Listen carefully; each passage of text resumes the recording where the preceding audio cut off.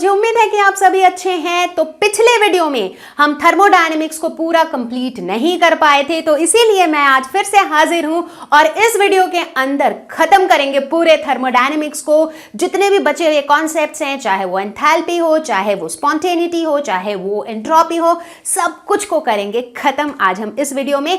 और मैं सिर्फ इतना ही कह सकती हूं कि अगर आप इस पूरे वीडियो को देखोगे तो आपके थर्मोडायनेमिक्स के कॉन्सेप्ट्स होंगे क्रिस्टल क्लियर।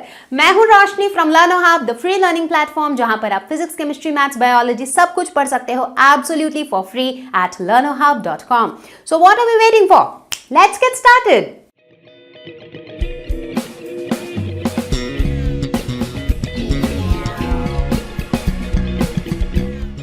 तो बच्चा पार्टी, अब हम आ चुके हैं इस लेसन के एक सुपर डुपर इंपॉर्टेंट सेक्शन पे, जहां से आपको काफी सारे क्वेश्चंस पूछे जाते हैं, काफी सारे न्यूमेरिकल्स करने के लिए बोले जाते हैं और हम काफी सारे छोटे नई चीजें पढ़ेंगे। ठीक है, तो ध्यान देना है, बिल्कुल अच्छे से ध्यान देना है। ठीक है, तो here we start with reaction enthalpy.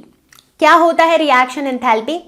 The enthalpy change accompanying a reaction is called reaction enthalpy. मतलब अगर हमारे पास कोई भी एक केमिकल रिएक्शन दिया हुआ है तो वो रिएक्शन के दौरान एंथैल्पी का चेंज कितना है, that is called reaction enthalpy. अब वही ऑब्वियस सा सवाल कि व्हाई इज दिस इंपॉर्टेंट, ये किस तरह से हमें यूजफुल होगा। पहला, ये हमें बताएगा कि उस रिएक्शन के दौरान या फिर उस प्रोसेस के दौरान कितना हीट सिस्टम में आया, कितना हीट सिस्टम से गया। राइट, इतना ही नहीं, ये हमें ये भी बताएगा कि क्या वो रिएक्शन पॉसिबल है, क्या वो रिएक्शन हो सकता है। Right, that means reaction enthalpy is quite important. तो चलो पढ़ते हैं। तो जैसा कि मैंने बताया, रिएक्शन एंथैल्पी क्या होता है? Enthalpy change accompanying a reaction. अब एक रिएक्शन के अंदर क्या होगा? रिएक्शन के अंदर रिएक्टेंट्स होंगे और प्रोडक्ट्स होगा। तो बेसिकली हम रिएक्शन एंथैल्पी को डिनोट कैसे करते हैं? डेल्टा, नीचे एक सबस्क्रिप्ट देते हैं R और H। तो इस तरीके से हम डिनोट करते हैं रिएक्शन एंथैल्पी। और इसे कैलकुलेट कैसे करते हैं? Sum of enthalpies of products minus sum of enthalpies of reactants. इसे इस तरह से लिखते हैं, summation of AI H products minus summation of BI H reactants. अब यहां पर एक कैच है, ये AI और BI क्या है? So they are basically the stoichiometric coefficients of the balanced equation. मतलब किसी भी इक्वेशन को जब हम बैलेंस करते हैं तो उसमें कुछ कॉन्स्टेंट्स हम ऐड करते हैं, राइट? तो उन्हें हम कहते हैं stoichiometric coefficients. तो जैसे एक जनरल एग्जांपल देती हूं। लेट अस सपोज कि हमारे पास एक इक्वेशन है A plus B gives C plus D। ठीक है, अब इसे बैलेंस करने के दौरान लेट से हमने ये कॉन्स्टेंट्स ऐड किए, small a, small b, small c and small d। ठीक है, तो अब अगर इसका मैं रिएक्शन एंथैल्पी निकालूं तो मैं कैसे निकालूंगी? Total enthalpy of the product, यानी कि enthalpy of C plus enthalpy of D। सिर्फ इतना ही नहीं, इसके साथ इनके जो कोफिशिएंट्स हैं वो भी रेस्पेक्टिव टर्म के साथ मल्टीप्लाई हो जाएंगे, यानी कि इस टर्म के साथ स्मॉल c मल्टीप्लाई हो जाएगा, इस टर्म के साथ स्मॉल d मल्टीप्लाई हो जाएगा। ठीक है, तो ये हुआ मेरा total enthalpy of the product minus total enthalpy of the reactants, यानी कि एंथैल्पी ऑफ A जिसके साथ मल्टीप्लाई हो जाएगा small a plus enthalpy of B जिसके साथ मल्टीप्लाई हो जाएगा स्मॉल b। तो इस तरीके से निकालेंगे हम रिएक्शन एंथैल्पी इस पर्टिकुलर रिएक्शन का। तो चलो अब एक रियल एग्जांपल लेते हैं, not general but a specific reaction. Late us suppose methane जो कि गैसियस फॉर्म में है, इसे हम कंबाइन कराते हैं ऑक्सीजन के साथ जो कि गैसियस फॉर्म में है, और मुझे मिलता है carbon dioxide which is a gas plus H2O which is liquid. ठीक है, ये मेरा रिएक्शन है। जब इसे हमने बैलेंस किया तो यहां पर ये 2 आ गए दो जगह। ठीक है, अब मुझे इसका रिएक्शन एंथैल्पी निकालना है, तो ये क्या हो जाएगा? Total enthalpy of the product, यानी कि एंथैल्पी ऑफ कार्बन डाइऑक्साइड जो कि गैसियस फॉर्म में है। अब ये लिखने का स्टाइल है, कॉमा देके G लिखा मतलब carbon dioxide is in gaseous form, plus enthalpy of water which is in liquid form, but इसके साथ मल्टीप्लाई हो जाएगा 2। कार्बन डाइऑक्साइड के साथ तो 1 ही है, तो 1 मल्टीप्लाई करने की जरूरत नहीं है, बट वाटर के साथ 2 मल्टीप्लाई हो जाएगा। तो ये हो जाएगा total enthalpy of the product minus total enthalpy of the reactants, यानी कि एंथैल्पी ऑफ CH4 जो कि गैसियस फॉर्म में है, प्लस एंथैल्पी ऑफ O2 जो कि गैसियस फॉर्म में है, और O2 के साथ भी यहां मल्टीप्लाई हो जाएगा 2। तो इस तरीके से निकालेंगे हम रिएक्शन एंथैल्पी। ठीक है, अब हम बात करेंगे स्टैंडर्ड एंथैल्पी ऑफ रिएक्शन के बारे में। ये क्या है? जैसे ही ये वर्ड स्टैंडर्ड आ गया, स्टैंडर्ड का मतलब है कि उस रिएक्शन के अंदर जितने भी रिएक्टेंट्स और प्रोडक्ट्स हैं, they are all in their standard states. And what do we mean by standard states? इसका मतलब उस पर्टिकुलर रिएक्टेंट या प्रोडक्ट का pure form at 298 kelvin temperature and 1 bar pressure. ठीक है, मतलब जैसे लेट्स से मैं कहती हूं कि standard state of solid iron, इसका मतलब क्या हुआ? इसका मतलब हुआ pure iron at 298 kelvin temperature and 1 bar pressure. ठीक है, अब इसे हम डिनोट कैसे करेंगे? तो अभी हमने देखा रिएक्शन एंथैल्पी हम कैसे डिनोट करते हैं, डेल्टा RH। R जो है वो सबस्क्रिप्ट होता है। अब जैसे ये स्टैंडर्ड आ जाएगा ना, तो हम एक सिंबल यूज करेंगे सुपरस्क्रिप्ट की तरह, एक सर्कल और बीच में एक डैश, कुछ यूं, राइट? तो इस सुपरस्क्रिप्ट को इससे हम क्या डिनोट करेंगे? हम स्टैंडर्ड स्टेट को, स्टैंडर्ड कंडीशंस को इससे डिनोट करेंगे।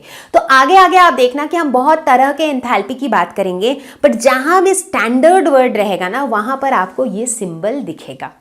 ठीक है, अब हम बात करेंगे enthalpy changes during phase transformation. Phase transformation बोले तो सॉलिड से लिक्विड, लिक्विड से गैस, सॉलिड से गैस वगैरह वगैरह, राइट? तो यहां पर हम 3 एंथैल्पीज की बात करेंगे। सबसे पहले standard enthalpy of fusion, standard enthalpy of vaporisation और स्टैंडर्ड एंथैल्पी ऑफ सब्लिमेशन।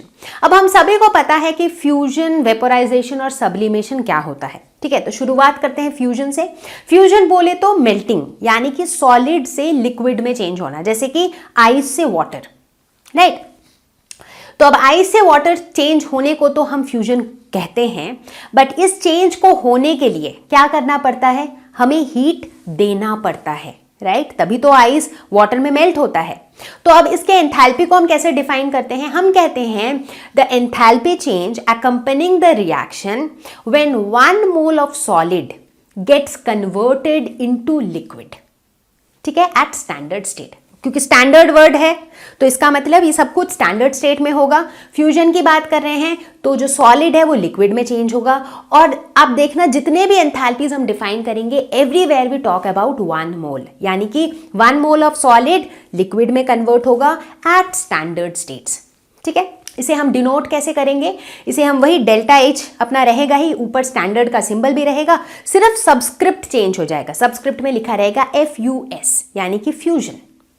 ठीक है, अब यहां पर चूंकि मैंने देखा कि फ्यूजन कराने के लिए, यानी कि मेल्टिंग होने के लिए हीट हमें देना होता है, यानी कि सिस्टम के अंदर हीट जा रहा है, पर्स के अंदर पैसे आ रहे हैं, तो ये क्या होगा?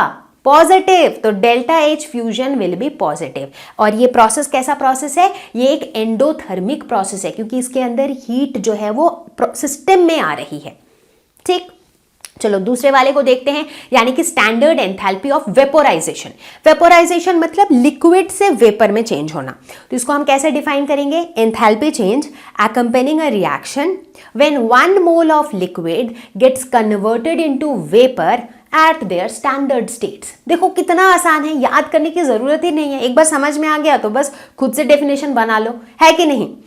तो इसे कैसे डिनोट करेंगे? सब कुछ सेम रहेगा, सिर्फ जो सबस्क्रिप्ट है वो बन जाएगा VAP, डेल्टा VAPH और ऊपर स्टैंडर्ड वाला सिंबल। सिंपल, ठीक है। अब यहां पर भी लिक्विड से वेपर में जाने के लिए एनर्जी हमें देनी पड़ती है, तो इसीलिए ये एंडोथर्मिक है, तो यहां पर भी डेल्टा H जो है वो क्या होगा? पॉजिटिव। तीसरा है सब्लिमेशन। सब्लिमेशन बोले तो जब सॉलिड लिक्विड में जाए बिना डायरेक्टली गैस में चला जाए, दैट इज सब्लिमेशन, है कि नहीं?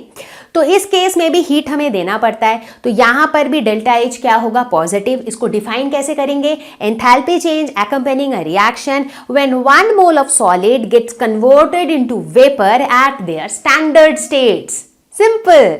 और इसको डिनोट कैसे करेंगे? जो सबस्क्रिप्ट है उसमें हम लिख देंगे SUB, यानी कि सब्लिमेशन। अब एक सवाल जो दिमाग में आता है वो ये है कि ये जो एंथैल्पी चेंज है ड्यूरिंग फेज ट्रांसफॉर्मेशन, इनका मैग्नीट्यूड कितना होगा, मतलब ये कितना ज्यादा या कितना कम होगा। Well that depends on the intermolecular interactions, यानी कि जब भी हम एक सॉलिड को लिक्विड में चेंज करते हैं तो क्या होता है, सॉलिड में जो पार्टिकल्स हैं वो एक दूसरे से बहुत स्ट्रांगली बाउंड होते हैं, उन्हें जब हम लिक्विड में चेंज करते हैं तो हमें इन मॉलिक्यूल्स को थोड़ा सा हटा के दूर करना पड़ता है, तब ये लिक्विड बनते हैं। उसी तरह लिक्विड से जब हम इनको गैस में चेंज करते हैं तो लिक्विड में मॉलिक्यूल्स तब भी कंपैरेटिवली थोड़े से पास पास होते हैं, गैस में इन्हें हमें और दूर दूर करना पड़ता है ताकि वो बिल्कुल फ्रीली मूव कर सके, तब जाके वो गैस बनते हैं, राइट। तो इसका मतलब हमें कितनी एनर्जी देनी है ये डिपेंड करेगा कि जो इंटरमॉलिक्यूलर इंटरैक्शंस हैं वो कितना स्ट्रॉन्ग है, करेक्ट। तो इसीलिए ये जो एंथैल्पी चेंज है ड्यूरिंग फेज ट्रांसफॉर्मेशन, ये कुछ सब्सटेंसेस के लिए बहुत कम होता है लेकिन कुछ सब्सटेंसेस के लिए बहुत ज्यादा होता है। तो चलो एक क्वेश्चन ट्राई करते हैं। अ swimmer coming out from a pool is covered with a film of water weighing about 18 grams. How much heat must be supplied to evaporate this water at 298 Kelvin? Calculate the internal energy of vaporization at 298 Kelvin. Delta H vaporization for water at 298 Kelvin is 44.01 kilojoule per mole. ठीक है, तो question को ध्यान से ठंडे दिमाग से समझना है। करना क्या है, मुझे ये करना है कि जो स्विमर के बॉडी में जो वाटर है which is in the form of liquid, इसे मुझे कन्वर्ट कर देना है वाटर वेपर में, यानी कि गैसियस फॉर्म में कन्वर्ट करना है। तो ये मेरा रिएक्शन है, ठीक है। कितना वाटर है, 18 grams ऑफ वाटर। अब 18 grams ऑफ वाटर मतलब कितना moles of water, this is basically 1 mole of water. तो इसका मतलब मेरे पास 1 मोल ऑफ लिक्विड वाटर है और इस रिएक्शन से पता चल रहा है कि इसे मुझे 1 मोल ऑफ वाटर वेपर में कन्वर्ट करना है, ठीक है। अब क्वेश्चन में दिया हुआ क्या है, डेल्टा एच की वैल्यू दी हुई है। अब डेल्टा एच का कौन सा रिलेशन हमें पता है, हमें पता है कि delta H is equal to delta U plus P delta V. In fact अगर हम गैसेस की बात करें तो delta H is equal to delta U plus delta N G R T, ठीक है। और मुझे निकालना क्या है, मुझे कैलकुलेट करना है इंटरनल एनर्जी ऑफ वेपोराइजेशन। तो change in internal energy will be delta H minus delta N G R T, ठीक है। डेल्टा एच की वैल्यू कितनी दी हुई है, 44.01। डेल्टा एन क्या हो जाएगा, डेल्टा एन मतलब number of moles of products minus number of moles of reactants which are gases. तो यहां पर कितने नंबर ऑफ मोल्स हैं गैसियस प्रोडक्ट के, 1। कितने नंबर ऑफ मोल्स है गैसियस रिएक्टेंट्स के, गैसियस रिएक्टेंट्स तो है ही नहीं, तो ये है 0। तो यानी कि डेल्टा एन की वैल्यू हो जाएगी 1, आर की वैल्यू हो जाएगी 8.3 इन टर्म्स ऑफ जूल्स और टेम्परेचर कितना है 298 केल्विन, ठीक है। अब यहां पर देखो थोड़ा यूनिट का घपला है, ये जो है किलो जूल में है और ये जूल में है, तो इसको भी किलो जूल में कर देते हैं, इसको मल्टीप्लाई कर देते हैं 10 टू द पावर -3 से, तो कैलकुलेट करोगे तो ये आ जाएगा 41.53 किलो जूल मोल इनवर्स, ठीक है। तो ये क्या हो जाएगा, ये हो जाएगा change in internal energy. So basically this is the internal energy of vaporisation. तो अब हम बात करने वाले हैं स्टैंडर्ड एंथैल्पी ऑफ फॉर्मेशन के बारे में। देखो इनके ना नाम पे ध्यान दो, नाम से ही आप इन्हें डिफाइन कर लोगे। स्टैंडर्ड है मतलब सब कुछ स्टैंडर्ड स्टेट्स में है, एंथैल्पी ऑफ फॉर्मेशन यानी कि कुछ फॉर्म हो रहा है, ठीक है। तो इसे हम कैसे डिफाइन करते हैं, enthalpy change accompanying a reaction when 1 mole of a compound is formed from its constituent elements in their reference states, ठीक है। क्या मतलब हुआ, इसमें कुछ फॉर्म हो रहा है, क्या फॉर्म हो रहा है, 1 मोल ऑफ कंपाउंड। किससे फॉर्म हो रहा है, फ्रॉम इट्स कॉन्स्टिट्यूएंट एलिमेंट्स, इसके एलिमेंट से फॉर्म हो रहा है इन देयर रेफरेंस स्टेट्स। अब ये रेफरेंस स्टेट क्या होता है, रेफरेंस स्टेट मतलब होता है कि उन एलिमेंट्स का मोस्ट स्टेबल स्टेट, जो उनका मोस्ट स्टेबल स्टेट है। जैसे कि अगर हम बात करें डाई हाइड्रोजन की तो इसका मोस्ट स्टेबल स्टेट क्या है, H2 गैस। अगर हम बात करें ऑक्सीजन की तो उसका मोस्ट स्टेबल स्टेट क्या है, O2 गैस, राइट। तो उसी तरह से जो भी कंपाउंड बन रहा है वो किससे बनना चाहिए, वो उसके कॉन्स्टिट्यूएंट एलिमेंट्स से बनना चाहिए और वो एलिमेंट्स जो है वो अपने मोस्ट स्टेबल स्टेट में होने चाहिए, ठीक है। अब चूंकि स्टैंडर्ड वर्ड है इसका मतलब ये सारे रिएक्टेंट्स और प्रोडक्ट्स जो हैं वो 298 kelvin temperature and 1 bar pressure में प्योर फॉर्म में होने चाहिए, ठीक है, हो गया define standard enthalpy of formation. Denote कैसे करेंगे? सबस्क्रिप्ट को चेंज करेंगे, हर जगह डिनोट करने के लिए सिर्फ सबस्क्रिप्ट चेंज होगा। तो यहां सबस्क्रिप्ट में आ जाएगा एफ फॉर फॉर्मेशन। अब स्टैंडर्ड एंथैल्पी ऑफ फॉर्मेशन को standard molar enthalpy of formation भी कहा जाता है, क्योंकि यहां पर 1 मोल ऑफ अ कंपाउंड बनता है। अगर आप ध्यान दोगे तो पता लगेगा कि जो स्टैंडर्ड एंथैल्पी ऑफ फॉर्मेशन है, this is a special case of reaction enthalpy. कैसे? चलो देखें।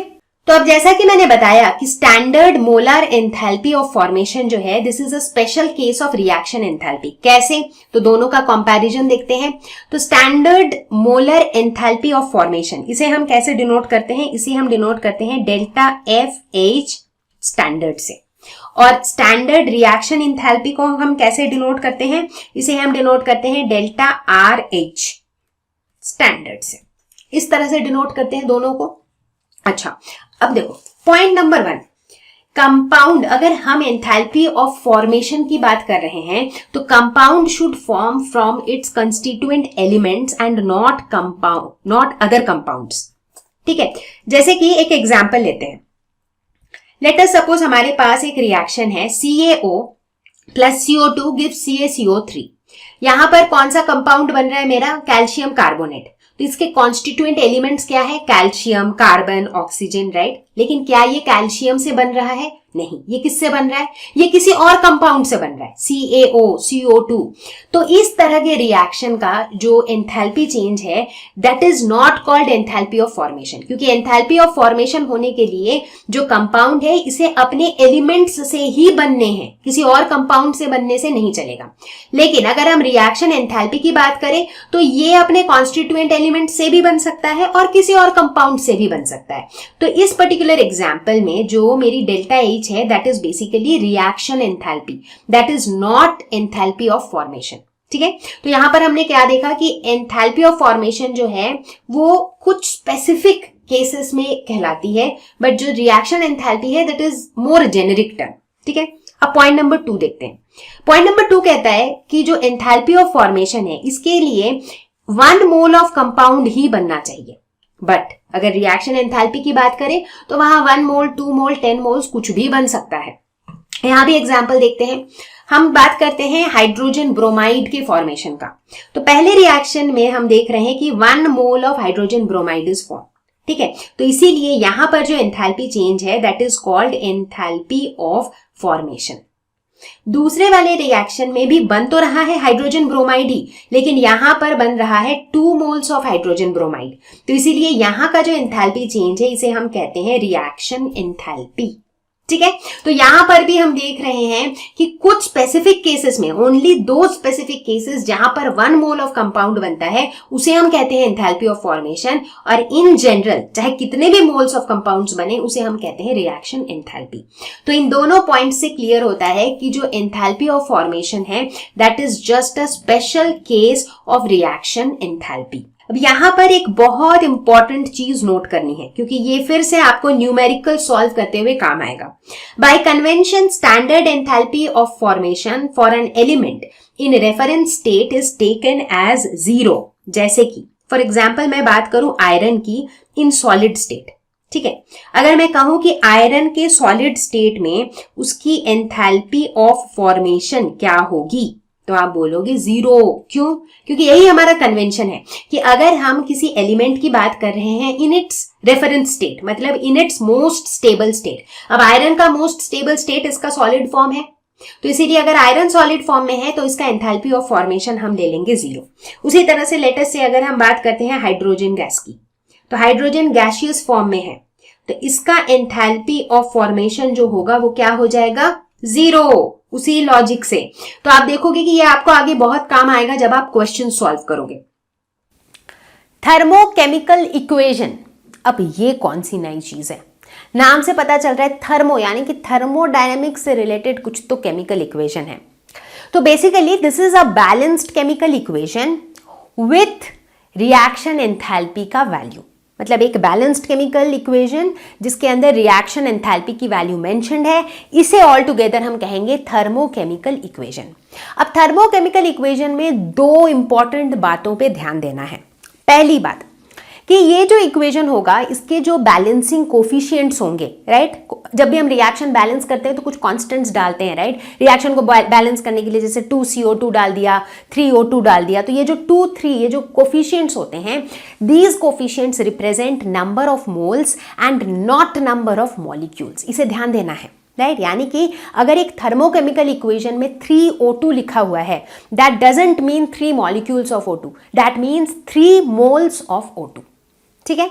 दूसरी बात जो ध्यान देना है कि जो रिएक्शन एंथैल्पी की वैल्यू है that is in kilo joule per mole, मतलब ये जो वैल्यू है ये भी इन टर्म्स ऑफ मोल है, ठीक है। तो ये दो बातें, अब कुछ एग्जाम्पल देखेंगे। तो यहां पर हम लेते हैं इथेनॉल दैट इज C2H5OH जो कि लिक्विड फॉर्म में है, ये कंबाइन हो रहा है ऑक्सीजन के साथ जो कि गैसियस फॉर्म में है, और ये बना रहा है CO2 which is gas plus H2O which is liquid, ठीक है। तो यहां पर हम देख रहे हैं कि ये जो इक्वेशन है ये बैलेंस्ड है, और इसका जो रिएक्शन एंथैल्पी है वो भी दिया हुआ है -1367 किलो जूल मोल इनवर्स। तो यहां पर हम देखते हैं कि हमारा पहला कंडीशन कि इक्वेशन बैलेंस्ड होना चाहिए वो सेटिस्फाइड है, दूसरा कंडीशन की रिएक्शन एंथैल्पी दी हुई होनी चाहिए वो भी दिया हुआ है। तो ये हमारा एक थर्मोकेमिकल इक्वेशन हो गया। यहां से हमें और क्या इंफॉर्मेशन मिल रही है, अगर हम रिएक्शन एंथैल्पी की वैल्यू देखें तो हम देख रहे हैं कि the delta H is negative. Negative मतलब यहां पर एनर्जी रिलीज हो रही है, यानी कि ये किस तरह का रिएक्शन है, ये एक एक्सोथर्मिक रिएक्शन है। तो यहीं पर हम एक और एग्जांपल लेते हैं। लेट अस सपोज Fe2O3 जो कि सॉलिड फॉर्म में है, ये कंबाइन करता है हाइड्रोजन गैस के साथ और ये बनाता है iron in solid form plus 3H2O which is liquid, ठीक है। और यहां पर जो मेरा रिएक्शन एंथैल्पी है वो दिया हुआ है -33.3 किलो जूल मोल इनवर्स, ठीक है। अब अगर मैं पूछूं क्या ये थर्मोकेमिकल इक्वेशन है, बिल्कुल है, देखो ना बैलेंस्ड है ना पूरा इक्वेशन, साथ ही डेल्टा H की वैल्यू भी दी हुई है, तो बिल्कुल थर्मोकेमिकल इक्वेशन है। बट यहां पर एक जरूरी बात नोट करना है कि अगर आप किसी इक्वेशन को डिफरेंटली बैलेंस करते हो, डिफरेंटली कर सकते हैं ना भाई, जैसे यहां पर मैंने 3 मल्टीप्लाई किया, ऐसा मल्टीप्लाई ना करके अगर हम 1/3 1/2 इस तरह से कुछ करके मल्टीप्लाई करके इनको बैलेंस कर दे, तो अगर हम डिफरेंटली बैलेंस करेंगे तो हमारे डेल्टा H की वैल्यू भी डिफरेंट आ जाएगी, राइट। क्योंकि मैंने पहले ही बताया था कि जो रिएक्शन एंथैल्पी होती है इसकी वैल्यू जो है स्टोइकियोमेट्रिक कोफिशिएंट्स पर डिपेंड करती है, तो इसीलिए अगर आप डिफरेंटली बैलेंस कर दोगे तो वैल्यू डिफरेंट आ जाएगी। तो बच्चा पार्टी हमारे थर्मोडायनेमिक्स की गाड़ी चलते चलते चलते आ चुकी है Hess law of constant heat summation पर, ठीक है। बहुत लंबा सा नाम है बट इसे आप सिंपली याद रखो एज हेस लॉ, है बहुत इंपॉर्टेंट क्योंकि ये लॉ आपको बहुत काम आने वाला है, स्पेशली जब आप क्वेश्चंस और न्यूमेरिकल सॉल्व करोगे, ठीक है। तो हेस लॉ एक बहुत ही सिंपल सी बात बताता है, ये कहता है कि अगर कोई reaction, if a reaction takes place in multiple steps, तो फिर जो रिएक्शन की जो स्टैंडर्ड रिएक्शन एंथैल्पी है that is equal to the sum of the enthalpies of all the intermediate steps.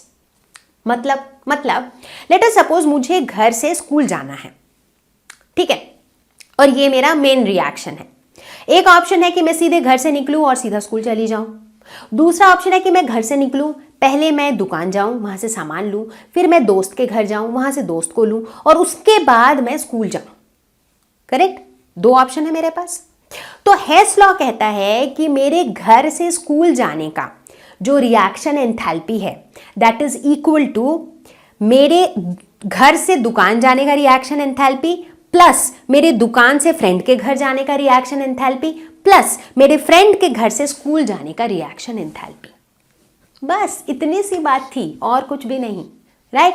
तो मतलब किसी भी रिएक्शन का जो नेट स्टैंडर्ड रिएक्शन एंथैल्पी है that is equal to the sum of the reaction enthalpies of the multiple steps through which that reaction passes, provided वो जो multiple step में आप उस रिएक्शन को परफॉर्म कर रहे हो that should also happen at the same temperature, ठीक है।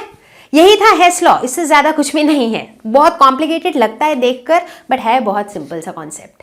तो अब हम रिएक्शन एंथैल्पीज के अलग अलग नाम देंगे based on the specific types of reactions. जैसे कि अगर हम कंबशन रिएक्शन की बात कर रहे हैं तो हम कहेंगे स्टैंडर्ड एंथैल्पी ऑफ कंबशन। अगर हम एटोमाइजेशन रिएक्शन की बात कर रहे हैं जहां पर बॉन्ड्स ब्रेक करके एटम्स बना रहे हैं तो हम कहेंगे स्टैंडर्ड एंथैल्पी ऑफ एटोमाइजेशन। ठीक है, तो चलो शुरुआत करते हैं with standard enthalpy of combustion. हम सभी को पता है कि कंबशन क्या होता है। क्या होता है? जब कोई भी सब्सटेंस ऑक्सीजन के साथ रिएक्ट करके खूब सारा एनर्जी रिलीज करता है। So burning is an excellent example of combustion. जैसे पेपर को बर्न किया या वुड को बर्न किया तो क्या होता है? खूब सारी एनर्जी रिलीज होती है in the form of heat and light. तो हम स्टैंडर्ड एंथैल्पी ऑफ कंबशन को कैसे डिफाइन करेंगे? Enthalpy change accompanying a reaction in which 1 mole of a substance undergoes combustion such that all the reactants and products are in their standard states. Simple, standard word था तो सारे standard state में होने चाहिए। 1 mole of a substance should undergo combustion, that's it. इसे denote कैसे करेंगे? Subscript को में डाल देंगे C stands for combustion। ठीक है, अब देखो ये एक ऐसा रिएक्शन है जिसमें खूब सारी एनर्जी रिलीज हो रही है, यानी कि सिस्टम से एनर्जी बाहर जा रहा है, पर्स से पैसे बाहर जा रहे हैं, तो डेल्टा H क्या हो जाएगा? Negative, and this is an exothermic process. ठीक है, एक बहुत अच्छा एग्जाम्पल कंबशन का है which takes place inside our body during respiration, और वो क्या है? Oxidation of food. फूड यानी कि ग्लूकोज दैट इज C6H12O6, ये जब ऑक्सीडाइज होता है यानी कि this combines with oxygen to give a lot of energy, जो कि हमारी बॉडी यूटिलाइज करती है to perform different types of activities. अब बात करेंगे अबाउट एंथैल्पी ऑफ एटोमाइजेशन। अब ये एटोमाइजेशन क्या होता है? देखो हमने क्या पढ़ा था कि जो एटम्स होते हैं वो एक दूसरे के साथ कंबाइन करते हैं, कैसे? बॉन्ड बना के, and that's how they form molecules. ठीक है, अब अगर उल्टा हो, अगर हम बॉन्ड्स को ब्रेक कर दें तो हमें क्या मिलेगा? Atoms, right? तो एटोमाइजेशन में एग्जैक्टली यही होता है, बॉन्ड्स ब्रेक करके बनते हैं एटम्स। तो हम एंथैल्पी ऑफ एटोमाइजेशन को कैसे डिफाइन करेंगे? Enthalpy change accompanying a reaction in which 1 mole of bonds break to form atoms in their gaseous state। अब यहां पर ना दो चीजें बहुत इंपॉर्टेंट है। एक तो 1 mole of bond ब्रेक करेगा, हर जगह तो 1 mole का ही हम बात करते हैं। जो ज्यादा इंपॉर्टेंट चीज है वो ये है कि it should form atoms in their gaseous state. This is very important. Atoms जो है वो गैसियस स्टेट में होने चाहिए। ठीक है, जैसे एग्जाम्पल लो मीथेन का, CH4। ठीक है, तो CH4 के जब बॉन्ड्स ब्रेक करेंगे तो हमें क्या मिलेगा? Carbon atom in gaseous state plus 4 hydrogen atoms in gaseous state. तो इसे हम कहेंगे एटोमाइजेशन, और इस रिएक्शन की जो एंथैल्पी है that is called enthalpy of atomisation. ठीक है, अब देखो इसमें हो क्या रहा है? बॉन्ड्स ब्रेक हो रहे हैं। बॉन्ड्स ब्रेक करने के लिए एनर्जी हमें देनी पड़ती है, यानी कि एनर्जी जो है is going to the system, पैसे पर्स के अंदर जा रहे हैं, तो डेल्टा H क्या होगा? पॉजिटिव होगा, बिल्कुल। ठीक है, डिनोट कैसे करेंगे? सबस्क्रिप्ट में लिख देंगे A स्टैंड्स फॉर एटोमाइजेशन। अब यहां पर हम दो केसेस के बारे में डिस्कस करेंगे। सबसे पहले हम डिस्कस करेंगे डाई एटॉमिक मॉलिक्यूल्स के बारे में। डाई माने 2, एटॉमिक मतलब 2 एटम से बने हुए मॉलिक्यूल्स, जैसे कि H2, O2, Cl2, ये सारे 2 सिमिलर एटम से बने हुए हैं। ठीक है, इस तरह के डाई एटॉमिक मॉलिक्यूल्स में जो एंथैल्पी ऑफ एटोमाइजेशन होता है that is equal to the enthalpy of bond dissociation. मतलब ये कि अगर मैं H2 मॉलिक्यूल की बात करूं तो H2 मॉलिक्यूल में क्या है? ए हाइड्रोजन हाइड्रोजन बॉन्ड है ना? तो इस बॉन्ड को अगर मैंने तोड़ दिया तो मुझे हाइड्रोजन एटम्स मिल जाएंगे, करेक्ट? तो बेसिकली इस रिएक्शन का जो चेंज इन एंथैल्पी है इसे हम एंथैल्पी ऑफ एटोमाइजेशन भी कह सकते हैं, और इसे हम बॉन्ड डिसोसिएशन एंथैल्पी भी तो कह सकते हैं, क्योंकि ये जो एनर्जी है this energy is required to break this bond, to dissociate this bond, right? तो इसीलिए डाई एटॉमिक मॉलिक्यूल्स के केस में enthalpy of atomization is equal to bond dissociation enthalpy. लेकिन कहानी पलट जाती है when it comes to polyatomic molecules. ऐसा क्यों होता है? पॉली एटॉमिक मॉलिक्यूल्स के अंदर क्या लफड़ा है? एग्जाम्पल लेते हैं, let's talk about methane. Methane में क्या है? CH4, यानी कि 4 CH बॉन्ड्स हैं मीथेन के अंदर। ठीक है, तो यहां पर जब हमें इन बॉन्ड्स को तोड़ना है, जब मुझे कार्बन और 4 हाइड्रोजन एटम्स चाहिए, इन चारों बॉन्ड्स को तोड़ना होगा। अब आप बोलोगे ठीक है ना, तो चारों तो CH बॉन्ड ही है, तो सबको तोड़ने में बराबर एनर्जी चाहिए होगी, बट ऐसा नहीं है। दिखने में तो चारों सेम बॉन्ड है, बट चारों को तोड़ने में सेम एनर्जी नहीं चाहिए होती है, हमें अलग अलग एनर्जी चाहिए होती है। बट ऐसा क्यों? इस कॉन्सेप्ट को मैंने डिस्कस किया था केमिकल बॉन्डिंग के एक वीडियो में। तो जो बच्चे मेरे साथ पढ़ रहे हैं केमिस्ट्री शुरू से, उन्हें तो ये पता होगा, बट जो बच्चे नहीं पढ़ रहे हैं स्टार्टिंग से, तो चलो उनके लिए मैं बता देती हूँ फटाफट। तो यहाँ पर हमने ना एक स्टोरी डिस्कस करी थी। ये मान लो आपको पिकनिक जाना है और मम्मी से परमिशन लेना है। एक सिचुएशन हो सकता है कि पापा ने ऑलरेडी हाँ कर रखी है, ठीक है, तो उस केस में आपको मम्मी को मनाने में थोड़ी कम एनर्जी खर्च करनी पड़ेगी, थोड़ी आसानी से मम्मी मान जाएगी। दूसरा सिचुएशन ये है कि पापा ने मना कर दिया है। अब इस केस में तो मम्मी को मनाना और मुश्किल है यार, तो मुझे ना और एफर्ट लगाना पड़ेगा और एनर्जी लगानी पड़ेगी। तो देखो, दोनों ही केस में आपको मम्मी को मनाना है, लेकिन दोनों केस में जो एनर्जी आपको लगानी पड़ रही है वो अलग है। क्यों? क्योंकि आपका सिचुएशन अलग है, आपका सर्कमस्टांसेस अलग है। तो बिल्कुल वही कहानी हो रही है यहाँ बेचारे मीथेन के साथ। देखने में तो चारों CH बॉन्ड्स हैं, लेकिन जब मैं पहले CH बॉन्ड को तोड़ रही हूँ तब ऑलरेडी 3 CH बॉन्ड बने हुए हैं, तो मेरा सिचुएशन कुछ और है। जब मैं दूसरे CH बॉन्ड को तोड़ रही हूं तो एक CH बॉन्ड मेरा टूट चुका है और अब सिर्फ 2 CH बॉन्ड बचे हैं, तो सिचुएशन कुछ और है। ठीक उसी तरह जब तीसरे CH को तोड़ रही हूं तो सिचुएशन कुछ और है। तो इसी के वजह से इन चारों CH बॉन्ड्स को तोड़ने में हमें एग्जैक्टली इक्वल एनर्जी नहीं चाहिए होती है, बल्कि थोड़ी अलग अलग एनर्जीज चाहिए होती है। तो अब ऐसे केस में हम बॉन्ड एंथैल्पी कैसे निकालेंगे? बड़ी कंफ्यूजन है। तो ऐसे केस में हम निकालते हैं मीन बॉन्ड एंथैल्पी। तो जैसे कि आप देख रहे हो कि इन चारों CH बॉन्ड को तोड़ने के लिए जो भी इनकी एंथैल्पीज थी वो हमने नोट कर लिया, सबका एवरेज निकाल लिया, मीन निकाल लिया, and that becomes the mean bond enthalpy. ठीक है, तो ये फर्क है डाई एटॉमिक और पॉली एटॉमिक मॉलिक्यूल्स के केस में। अब हम बात करने वाले हैं लैटिस एंथैल्पी के बारे में। लैटिस स्ट्रक्चर से क्या याद आता है? आयोनिक कंपाउंड, उन्हीं का होता है लैटिस स्ट्रक्चर। और आयोनिक कंपाउंड सोचते ही ना एक ही एग्जाम्पल दिमाग में आ जाता है तुरंत, एंड दैट इज NaCl, है ना।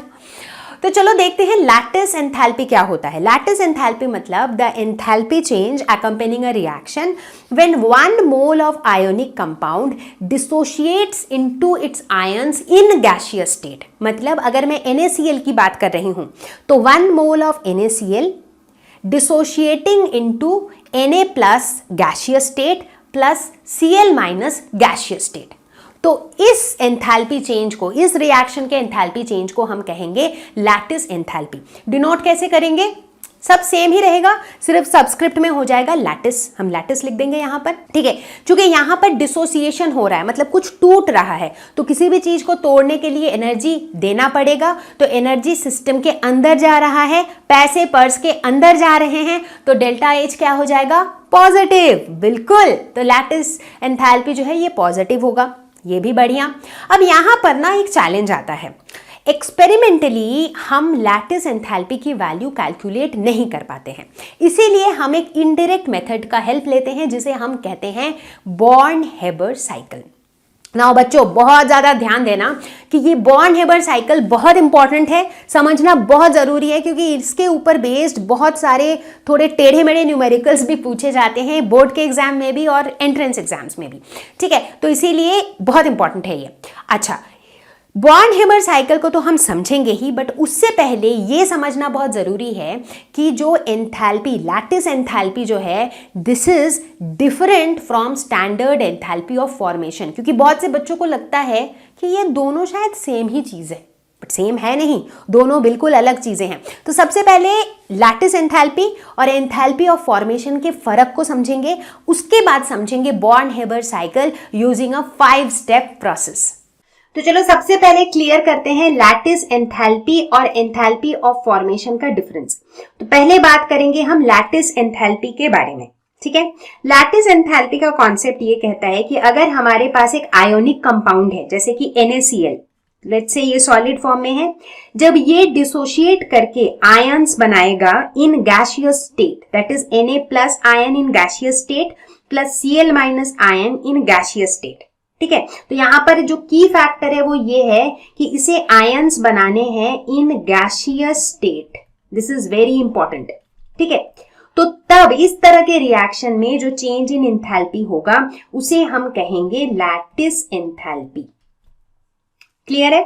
अब देखो, इसको डिफाइन करने का एक और ऑल्टरनेटिव तरीका हो सकता है, मतलब इसी रिएक्शन को बेसिकली पलट दो कि अगर जो मेरे गैसियस स्टेट के आयंस हैं, जैसे कि Na plus ions gaseous state में, Cl minus ion gaseous state में, अगर ये दोनों मिल करके बनाते हैं मेरा आयोनिक कंपाउंड NaCl, तो इस रिएक्शन के अलोंग भी जो एंथैल्पी चेंज होगी उसे हम कहेंगे लैटिस एंथैल्पी।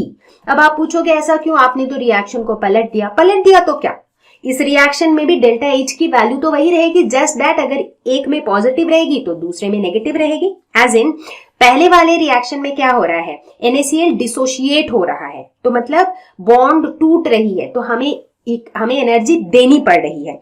चूंकि एनर्जी देनी पड़ रही है तो इस केस में जो डेल्टा H की वैल्यू आएगी वो आएगी पॉजिटिव। दूसरे वाले केस में वैल्यू वही रहेगी, बट यहां पर चूंकि दो चीजें मिल करके कुछ बना रही है तो यहां पर एनर्जी रिलीज होगी, इसीलिए डेल्टा H की जो वैल्यू है वो आएगी नेगेटिव। तो यहां पर अगर इसका वैल्यू 5 किलो जूल होगा तो यहां पर इसका वैल्यू -5 किलो जूल होगा, राइट। तो ये है हमारा लैटिस एंथैल्पी, ठीक है। चलो अब हम बात करेंगे एंथैल्पी ऑफ फॉर्मेशन के बारे में, ठीक है। तो एंथैल्पी ऑफ फॉर्मेशन में क्या होता है, इसके अंदर एक कंपाउंड फॉर्म होता है from its constituent elements in most stable state, जिसे हम कहते हैं रेफरेंस स्टेट। फॉर एग्जाम्पल चलो NaCl की ही बात करते हैं, ठीक है। तो NaCl जो है मेरा एक आयोनिक कंपाउंड है सॉलिड स्टेट में, तो हम कहते हैं कि अगर NaCl जो है ये अपने कॉन्स्टिट्यूएंट एलिमेंट्स से बने, कॉन्स्टिट्यूएंट एलिमेंट्स क्या है, Na और Cl, और कैसे, constituent elements in most stable state. तो इसे कहां से बनना है, इसे बनना पड़ेगा अपने कॉन्स्टिट्यूएंट एलिमेंट्स से in their most stable state, जिसे हम कहते हैं रेफरेंस स्टेट, ठीक है। तो Na का जो मोस्ट स्टेबल स्टेट है that is solid form, chlorine का जो मोस्ट स्टेबल स्टेट है that is Cl2 gaseous form, ठीक है।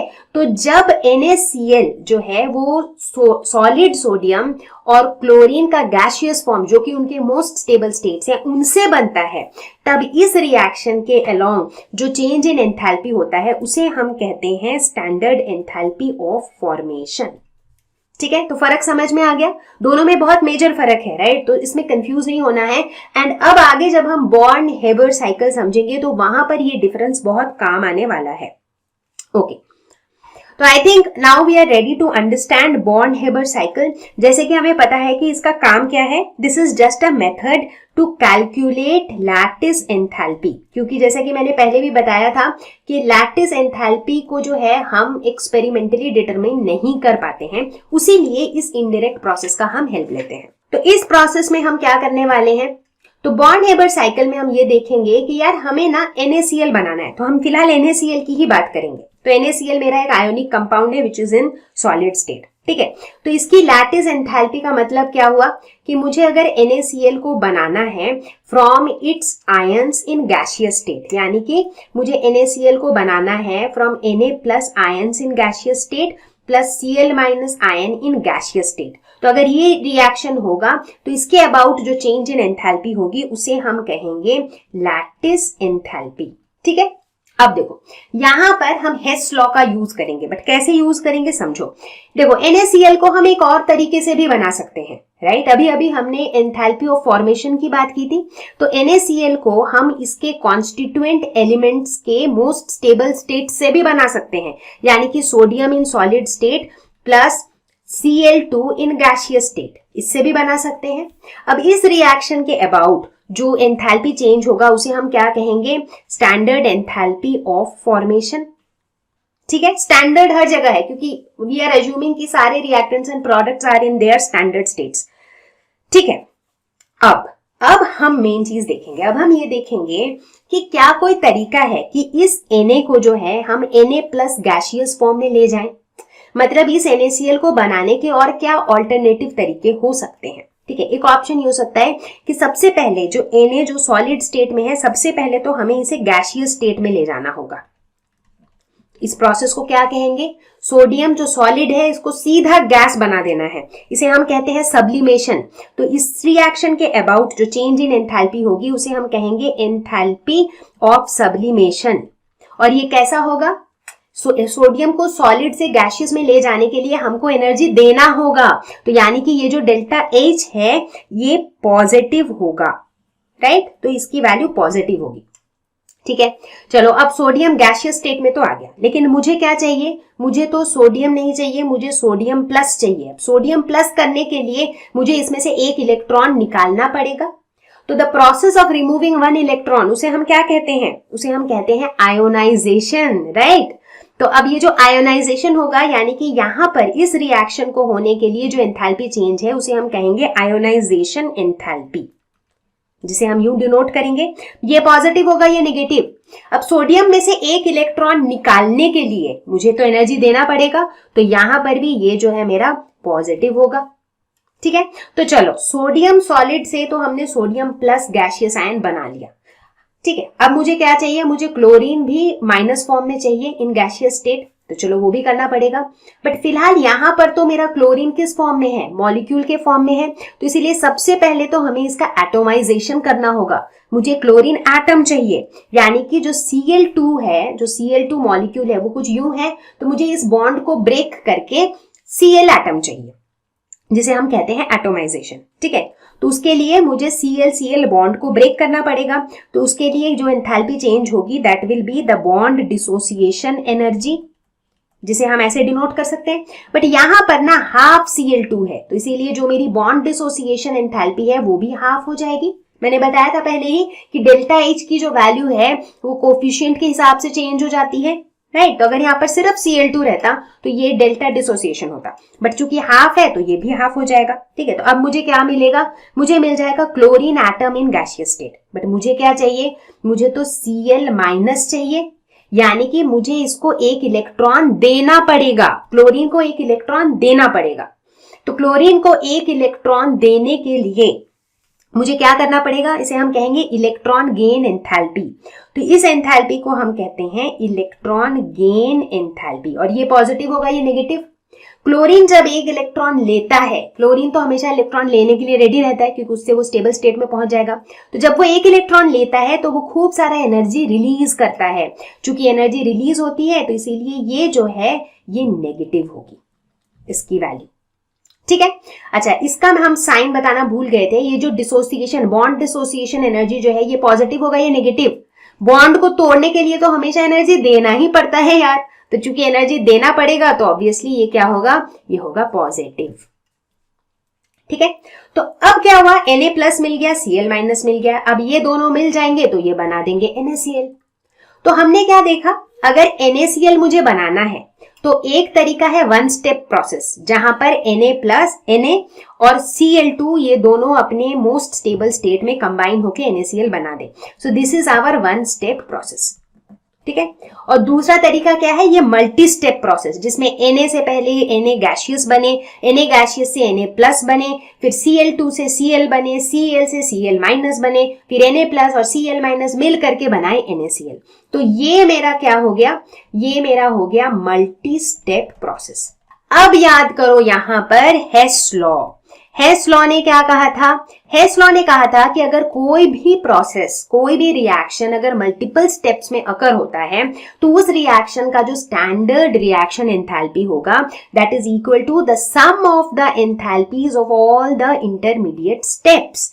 यानी कि हेस लॉ के हिसाब से हम ये कह सकते हैं कि जो ये वन स्टेप प्रोसेस का जो रिएक्शन एंथैल्पी है that is delta FH, this is equal to sum of all these intermediate enthalpies, that this is equal to delta sublimation plus delta ionization plus delta dissociation, या फिर इसे हम bond enthalpy भी कह सकते हैं divided by 2 plus delta electron gain enthalpy plus delta lattice enthalpy, ठीक है। अगर यहां तक समझ में आ गया है तो आपको बॉर्न हेबर साइकिल ऑलरेडी समझ में आ चुका है, क्योंकि अब आपको क्वेश्चंस ऐसे ही पूछे जाएंगे जिसमें ये जो सारी वैल्यूज है ना, जैसे कि enthalpy of formation, enthalpy of sublimation, ionization, electron gain enthalpy, ये सारी वैल्यूज आपको दी हुई होंगी, तो आप आराम से लैटिस एंथैल्पी कैलकुलेट कर लोगे। ठीक है, तो फिलहाल तो मैं आपको वैल्यूज ले करके बताऊंगी। तो लेट अस सपोज कि आपके पास जो है गिवन वैल्यूज ये है। तो अगर हमारे पास ये सारी वैल्यूज दी हुई हैं, तो फिर हम लैटिस एंथैल्पी कैसे निकालेंगे? अभी पिछले ही स्लाइड में हमने लिखा था पूरा लैटिस एंथैल्पी का फॉर्मूला, राइट? तो उसी फॉर्मूले में ये जो जो वैल्यूज दी हुई हैं, ये सारी वैल्यूज आप पुट कर दो। ठीक है, तो जैसे कि मैंने यहां पर पुट कर दिया ये सारी वैल्यूज, तो मुझे आराम से मिल जाएगा मेरा लैटिस एंथैल्पी। तो मुझे मेरा लैटिस एंथैल्पी मिल गया -788 किलो जूल मोल इनवर्स। अब यहां पर देखो एक इंपॉर्टेंट चीज है समझने के लिए कि ये जो लैटिस एंथैल्पी की मैं बात कर रही हूं, ये lattice enthalpy corresponds to this reaction, जहां पर Na+ गैसियस स्टेट में कंबाइन होता है Cl- गैसियस स्टेट के साथ और बनाता है NaCl आयोनिक कंपाउंड। ठीक है, बट अगर हम इसी रिएक्शन को रिवर्स कर दें, यानी कि अगर हम कहें कि NaCl जो आयोनिक कंपाउंड है ये डिसोशिएट होके बना रहा है Na+ गैसियस स्टेट में प्लस Cl- गैसियस स्टेट में, तो उस केस में इसका लैटिस एंथैल्पी कितना हो जाएगा? वैल्यू तो उतनी ही रहेगी यार, सिर्फ साइन चेंज हो जाएगा, तो ये हो जाएगा +788 किलो जूल मोल इनवर्स। तो समझ में आ गया लैटिस एंथैल्पी का कॉन्सेप्ट। तो जब हम कहते हैं कि Na+ और Cl- कंबाइन हो रहा है, क्योंकि वो जुड़ रहे हैं तो एनर्जी रिलीज हो रही है, इसीलिए एनर्जी जो है वो नेगेटिव में है। जब हम रिवर्स कह रहे हैं, जब हम कह रहे हैं NaCl डिसोशिएट हो रहा है, तब चूंकि एनर्जी हम दे रहे हैं उसे डिसोशिएट करने के लिए, तो इसीलिए लैटिस एंथैल्पी यहाँ पे पॉजिटिव होगा। तो अब सबको समझ आ गया बॉर्न हेबर साइकिल की हेल्प से हम किस तरह से लैटिस एंथैल्पी कैलकुलेट करेंगे। तो अब हम बात करेंगे enthalpy of solution and enthalpy of dilution के बारे में। तो इससे पहले हम इन एंथैल्पीज की बातें करें, सबसे पहले क्लियर होना चाहिए कि सॉल्यूशन और डाइल्यूशन ये दोनों प्रोसेसेस में क्या फर्क है। तो जब हम सॉल्यूशन की बात करते हैं तो हम क्या कहते हैं कि हमारे पास एक सॉल्वेंट है जैसे कि वाटर पानी, और हमारे पास एक सॉल्यूट है जैसे कि सॉल्ट नमक, और हमने इस सॉल्यूट को इस सॉल्वेंट में मिला दिया, तो बन गया क्या? बन गया सॉल्ट सॉल्यूशन। तो सॉल्यूशन के प्रोसेस में सॉल्यूट को हम ट्रांसफर कर रहे हैं from a solute phase to a solution phase. ठीक है, और वहीं अगर हम डाइल्यूशन की बात करते हैं तो उसमें क्या हो रहा है? हम एक सॉल्यूशन ले रहे हैं, जैसे इस केस में हमने सॉल्ट सॉल्यूशन लिया और यहां हमने लिया है सॉल्वेंट, यानी कि सिर्फ पानी। अब अगर हम सॉल्वेंट को प्योर सॉल्वेंट फेज से सॉल्यूशन फेज में ट्रांसफर करते हैं तो ये हो जाता है डाइल्यूशन। तो हम क्या कहते हैं, जैसे सॉल्ट सॉल्यूशन नमक के पानी में अगर हम पानी बहुत ज्यादा मिलाते चले जाएं इस तरीके से, तो हम क्या कहते हैं कि ये जो सॉल्यूशन है ये डाइल्यूटेड हो गया है। क्यों? क्योंकि इसमें सॉल्वेंट हमने बहुत सारा ऐड कर दिया है, तो इसे हम कहते हैं डाइल्यूशन। तो चलो अब सीखते हैं एंथैल्पी ऑफ सॉल्यूशन। तो इसे हम डिफाइन कैसे करेंगे? It is the enthalpy change accompanying a reaction in which 1 mole of a substance dissolves completely in a given mass of solvent। यानी कि जैसे यहां पर हमने सॉल्ट का एग्जाम्पल लिया, तो सॉल्ट का 1 मोल जब पानी के एक गिवन मास के साथ कंबाइन हो जाता है, डिसॉल्व हो जाता है, तो इस रिएक्शन के दौरान जो चेंज इन एंथैल्पी होता है उसे हम कहते हैं एंथैल्पी ऑफ सॉल्यूशन। इसे हम डिनोट कैसे करेंगे? वेरी वेरी सिंपल, जो हमारा सबस्क्रिप्ट है सिर्फ वही चेंज होगा, वहां पर हम लिख देंगे SOL यानी कि सॉल्यूशन। ठीक है, अब देखो यहां पर होता क्या है, जब हम सॉल्ट को पानी में डाल देते हैं तो जो सॉल्ट के जो पार्टिकल्स हैं, जो आयंस हैं, जैसे Na+ और Cl- आयंस जो हैं, ये अपना लैटिस छोड़ देते हैं, अपना लैटिस स्ट्रक्चर छोड़ देते हैं और ये पानी में फ्रीली घूमने लगते हैं, and that is when we say कि सॉल्वेशन हैज हैपेंड या फिर हाइड्रेशन हैज हैपेंड, और उसी समय हम कहते हैं कि सॉल्ट जो है वो पानी में बिल्कुल डिसॉल्व हो चुका है। तो चलो फटाफट से इसी चीज को मैथमेटिकली देखते हैं। तो यहां पर सपोज लेट्स हम बात करते हैं एक सॉल्यूट की, एक जनरल एग्जांपल लेते हैं। लेट अस सपोज कोई सॉल्यूट है, लेट्स से AB। ठीक है, जैसे कि यहां पर अभी हमने बात किया था NaCl की, राइट। तो NaCl यानी कि सॉल्ट मेरा सॉल्यूट था, ठीक है। तो जब हम इस सॉल्ट को पानी में डालते हैं तो सबसे पहले तो क्या होता है, तो एक तो सबसे पहले ये होता है कि ये जो सॉल्ट है ये पानी में जा करके ये इसके जो आयंस हैं ये वाटर में डिसॉल्व हो जाते हैं, राइट। तो बेसिकली ये A plus aqueous plus B minus aqueous ये बन जाता है, राइट। मतलब Na प्लस और Cl माइनस दोनों ही जो है वो वाटर में डिसॉल्व हो जाते हैं और इस रिएक्शन का जो एंथैल्पी चेंज है उसे हम कहते हैं एंथैल्पी ऑफ सॉल्यूशन, राइट। अब देखो इसी प्रोसेस को देखने का एक और नजरिया हो सकता है कि ये जो AB जो सॉल्यूट था, जो मेरा आयोनिक कंपाउंड था NaCl, ये टूट के बन जाए A plus in gaseous form plus B minus in gaseous form. तब इस केस में यानी कि NaCl टूट करके बन जाए Na plus in gaseous form plus Cl minus in gaseous form. तो इस रिएक्शन का जो एंथैल्पी चेंज है उसे हम क्या कहेंगे, उसे हम कहेंगे लैटिस एंथैल्पी, राइट।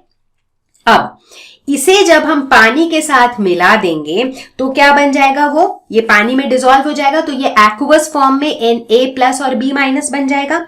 तो इस रिएक्शन की जो एंथैल्पी होगी that will be enthalpy of hydration. तो कुल मिला के यहां पर भी अगर हम हेस लॉ लगाएं तो हम क्या देखते हैं कि ये जो है ये एक 1 स्टेप प्रोसेस है और यही चीज 2 स्टेप में भी हो सकता है इस तरीके से। तो हेस लॉ के हिसाब से हम कह सकते हैं कि enthalpy of solution is equal to lattice enthalpy plus hydration enthalpy या फिर एंथैल्पी ऑफ हाइड्रेशन, ठीक है। तो ये हमारा एक मैथमेटिकल एक्सप्रेशन आ गया।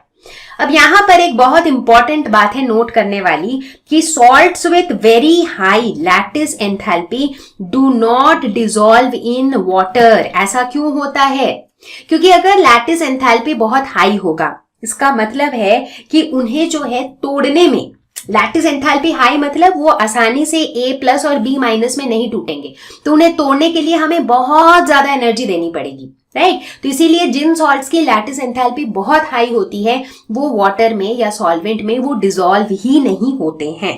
तो चलो अब हम सीखते हैं एंथैल्पी ऑफ डाइल्यूशन। ये क्या होता है, अब होता यह कि अगर मान लो मेरे पास एक सॉल्यूशन ऑलरेडी है, जैसे कि NaCl सॉल्यूशन ऑलरेडी है और उस पे हम और पानी डालते जा रहे हैं और सॉल्वेंट डालते जा रहे हैं, तो होगा क्या, तो अंदर होगा कुछ यूं कि जो सॉल्यूट के जो पार्टिकल्स हैं, सॉल्यूट क्या है यहाँ पर NaCl, तो Na प्लस Cl माइनस जो है इनके बीच का जो इंटरैक्शन है वो बहुत कम हो जाएगा। क्यों, क्योंकि जो सॉल्यूट के पार्टिकल्स हैं उनको अपने चारों तरफ पानी ही पानी दिखेगा, क्योंकि हम तो एक्स्ट्रा सॉल्वेंट डालते जा रहे हैं, तो पानी बहुत ज्यादा डाल रहे हैं। तो इसके वजह से जितना हम एक्स्ट्रा सॉल्वेंट डालेंगे सॉल्यूट पार्टिकल्स के बीच का इंटरैक्शन उतना कम होता जाएगा, ठीक है। इससे और क्या होगा, जितना हम सॉल्वेंट डालते जाएंगे हम देखेंगे कि जो डेल्टा H की वैल्यू है वो और ज़्यादा नेगेटिव होती जा रही है, जैसा कि आप इन इक्वेशंस में देख सकते हो। जैसे जैसे एक्वस विच मीन्स कि जितना हम सॉल्वेंट डाल रहे हैं, जितना ज़्यादा हम सॉल्वेंट डालते जा रहे हैं उतना डेल्टा H की वैल्यू नेगेटिव होती जा रही है। और जब हम इनफाइनाइटली डाइल्यूट सॉल्यूशन की बात कर रहे हैं, इनफाइनाइटली डाइल्यूट मतलब हमने खूब सारा इनफाइनाइटली इतना ज्यादा अमाउंट ऑफ सॉल्वेंट हमने डाल दिया है, उस समय हम देखेंगे कि ये जो डेल्टा H की वैल्यू है ये एक लिमिटिंग वैल्यू पे पहुंच जाएगी। मतलब डेल्टा H की वैल्यू अब इससे फर्दर डिक्रीज नहीं हो सकती है, इसके नीचे अब नहीं जा सकती है, राइट, क्योंकि हम एकदम इनफाइनाइटली अमाउंट ऑफ सॉल्वेंट डाल चुके हैं, ठीक है। तो हो क्या रहा है कि जितना हम एक्स्ट्रा सॉल्वेंट डाल रहे हैं उतना मेरा डेल्टा H का वैल्यू कम हो रहा है और हम देख रहे हैं कि मेरा जो सॉल्वेंट है ना वो उतना हीटेड अप हो जा रहा है, वो गर्म होता जा रहा है, ठीक है। अब ये कॉन्सेप्ट समझ में आ गया। हाँ, अब आप पूछोगे तो इसमें एंथैल्पी ऑफ डाइल्यूशन कौन सा है, ये डेल्टा H? नहीं, ये तो नहीं है। ये डेल्टा H क्या है, ये तो इस पर्टिकुलर रिएक्शन की एंथैल्पी है, which means this is enthalpy of solution for each of these reactions. तो फिर एंथैल्पी ऑफ डाइल्यूशन क्या है, ठीक है, समझो, अच्छे से समझना। इन तीनों रिएक्शन में जो डेल्टा H लिखी हुई है वो इन तीनों रिएक्शन का एंथैल्पी ऑफ सॉल्यूशन है। तो सवाल ये है कि एंथैल्पी ऑफ डाइल्यूशन क्या है। एंथैल्पी ऑफ डाइल्यूशन है कि एक्स्ट्रा सॉल्वेंट ऐड करने से मेरा डेल्टा H जितना डिक्रीज हुआ उस डिक्रीज को हम कहते हैं एंथैल्पी ऑफ डाइल्यूशन। ठीक है, मतलब जैसे अगर हम पहले वाले रिएक्शन में देखें तो डेल्टा H की वैल्यू है -72.03, अगर दूसरे वाले को देखें तो उसमें है -72.79। तो डिक्रीज कितना हुआ, इन दोनों को अगर हम इनका डिफरेंस ले लेंगे तो हमें मिलेगा डिक्रीज कितना हुआ। So that decrease is the enthalpy of dilution, मतलब कि डेल्टा H के वैल्यू में कितना चेंज आ रहा है उस एक्स्ट्रा सॉल्वेंट के ऐड करने से। सो that is enthalpy of dilution. Clear, सबको समझ आना चाहिए कि एंथैल्पी ऑफ सॉल्यूशन और एंथैल्पी ऑफ डाइल्यूशन दो अलग चीजें हैं। अब सवाल उठता है कि इसको डिफाइन कैसे करेंगे। तो एंथैल्पी ऑफ डाइल्यूशन को हम कुछ इस तरह से डिफाइन करते हैं कि heat withdrawn from the surroundings when additional solvent is added to the solution. मतलब जब हम एक्स्ट्रा सॉल्वेंट को सॉल्यूशन में ऐड करते हैं तो सराउंडिंग से हम कितना हीट विड्रॉ कर रहे हैं। अब सराउंडिंग से हीट विड्रॉ क्यों कर रहे हैं, विड्रॉ कर रहे हैं तभी तो मेरा सॉल्वेंट गर्म होता जा रहा है, राइट। मैंने क्या कहा था, जितना एक्स्ट्रा सॉल्वेंट ऐड कर रहे हैं हम उतना ही मेरा जो सॉल्वेंट है वो ओवरऑल गर्म हो रहा है। गर्म क्यों हो रहा है, क्योंकि सराउंडिंग से हीट जो है वो विड्रॉ हो रहा है, हीट जो है उसके अंदर आ रहा है, तभी तो वो गर्म हो रहा है ना। तो ये था हमारा एंथैल्पी ऑफ डाइल्यूशन। तो बच्चों जिनको भी ये अच्छे से नहीं समझ आया इसको रिवाइंड करके देखो फिर से कि enthalpy of solution and enthalpy of dilution दो अलग चीजें हैं बट काफी क्लोजली रिलेटेड हैं। तो कई बार आप कंफ्यूज होते हो, but I am pretty sure इसे देखने के बाद आपको समझ आ जाएगा व्हाट इज द डिफरेंस। तो अभी तक हमने फर्स्ट लॉ ऑफ थर्मोडायनेमिक्स के बारे में काफी चीजें डिस्कस की, हमने हीट के बारे में पढ़ा, वर्क के बारे में पढ़ा, बट एक चीज हमने इग्नोर किया, हमने हीट फ्लो के डायरेक्शन के बारे में कुछ खास डिस्कस नहीं किया। हमें इतना तो पता है कि हीट फ्लो कहां से कहां होता है, जब देयर इज टेम्परेचर डिफरेंस तो हाई टेम्परेचर से लो टेम्परेचर की तरफ हीट फ्लो होता है। बट ऐसा क्यों, why not low to high. उसी तरह अगर एक गैस को अगर आप एक रूम के अंदर छोड़ दो तो वो गैस क्या करेगा, वो एक्सपैंड कर जाएगा, वो बिल्कुल पूरे रूम में फैल जाएगा, राइट। बट ऐसा क्यों नहीं होता है कि गैस खुद से यूं कॉन्ट्रैक्ट होकर रूम के एक कोने में दुबक के बैठ जाए, ऐसा तो नहीं होता है। तो एक्सपेंशन जो है वो खुद से होता है बट कॉन्ट्रैक्शन खुद से नहीं होता है। तो हम ये नोटिस करते हैं कि कुछ कुछ ऐसे प्रोसेसेस होते हैं जो खुद से होते हैं, उन्हें किसी एक्सटर्नल फैक्टर की ज़रूरत नहीं होती है, वो खुद से ही होते हैं। और ऐसे प्रोसेसेस को हम कहते हैं स्पॉन्टेनियस प्रोसेस, और ये जो नेचर है इस नेचर को हम कहते हैं स्पॉन्टेनिटी। जैसे आपने देखा होगा कुछ बच्चे ऐसे होते हैं जो खुद से ही पढ़ते हैं, उन्हें मतलब पढ़ने का बड़ा शौक रहता है, तो उन्हें ना तो मम्मी पापा को बोलना पड़ता है ना टीचर को बोलना पड़ता है, they are very spontaneous, you know, right. तो उसी तरह से केमिस्ट्री के अंदर जब हम स्पॉन्टेनियस प्रोसेस की बात करते हैं तो ऐसे प्रोसेसेस इरिवर्सिबल होते हैं क्योंकि खुद से तो वो उसी डायरेक्शन में जाते हैं। भाई गैसेस जो है वो खुद से एक्सपैंड ही करते हैं, राइट, तो वो खुद से कॉन्ट्रैक्ट तो नहीं करते हैं।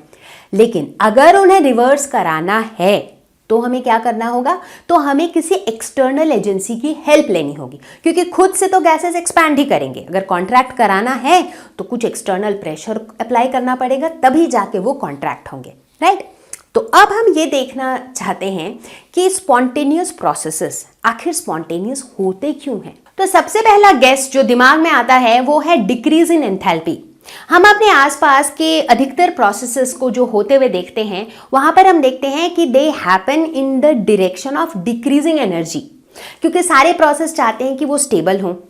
एनर्जी कम मतलब स्टेबिलिटी ज़्यादा, ठीक है। तो इस लॉजिक के हिसाब से वैसे रिएक्शंस ही स्पॉन्टेनियस होंगे जहां पर हमारी एनर्जी जो है वो डिक्रीज हो रही है, यानी कि जो रिएक्टेंट साइड का एनर्जी है उससे प्रोडक्ट साइड का जो एनर्जी है वो कम होगा, यानी कि डेल्टा H की वैल्यू ऐसे रिएक्शंस के लिए नेगेटिव होंगी। यानी कि ये किस तरह के रिएक्शंस हैं, ये एक्सोथर्मिक रिएक्शंस हैं जिसमें एनर्जी रिलीज हो रही है, राइट। चलो बढ़िया। तो इस लॉजिक के हिसाब से सिर्फ एक्सोथर्मिक रिएक्शंस ही स्पॉन्टेनियस होंगे, ठीक है। कन्विंस्ड है हम लोग टू सम एक्सटेंट। लेकिन वेट, अभी मैं आपको कुछ ऐसे रिएक्शंस दिखा रही हूं यहां पर जिनके लिए डेल्टा H की वैल्यू पॉजिटिव है, यानी कि ये एंडोथर्मिक रिएक्शंस हैं, जैसे नाइट्रोजन और ऑक्सीजन का रिएक्शन, जैसे ग्रेफाइट और सल्फर का रिएक्शन। तो इनके लिए तो डेल्टा एच की वैल्यू पॉजिटिव है, but they are spontaneous processes. ऐसा कैसे?